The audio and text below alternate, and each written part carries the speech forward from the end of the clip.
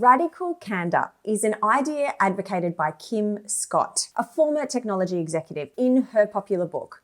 And it's an idea that has been propagated throughout tech companies especially. But radical candor has a branding problem. And it's not just because of the spelling. Oh, much better.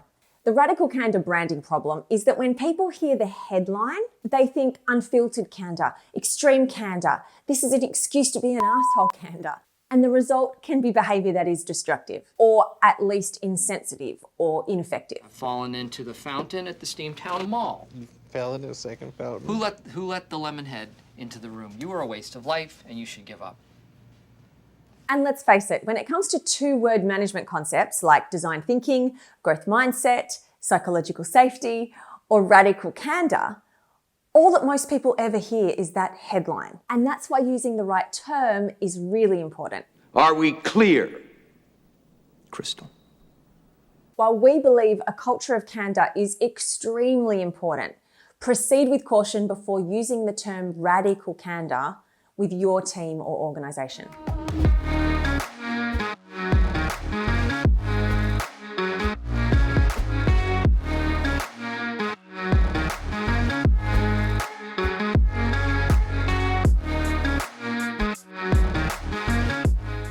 Radical candor has become so well known in tech that it's become a meme. It has shown up in TV shows like Silicon Valley. Let me try a little radical candor. You want candor, Richard? You're 20 to 30 pounds underweight.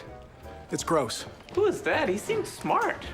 In the Dilbert comic strip. My new system of using radical candor is working out great. I've been criticizing people all morning, and only 3 of them went into therapy over it. Now, I turn my candor to you. Die, monster!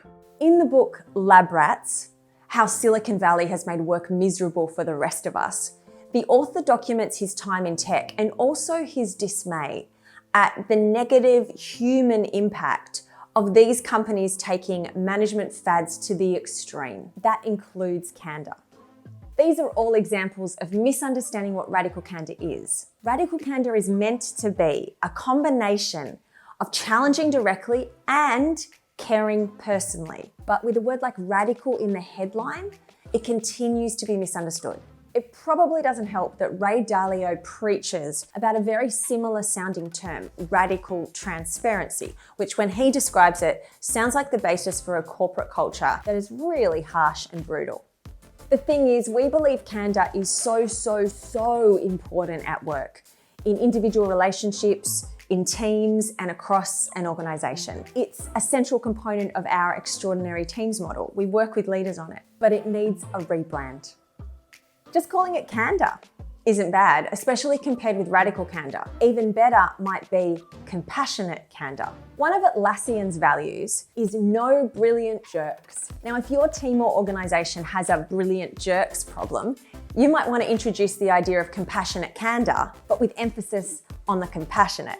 If, however, you've got a team or organisation full of nice, caring people who hesitate to hurt anyone else's feelings, you might want to introduce compassionate candor, but with the emphasis on the candor. We need both. We need to value directness, openness, speaking up, transparency, candor. But we also need to value empathy, sensitivity, care, and compassion.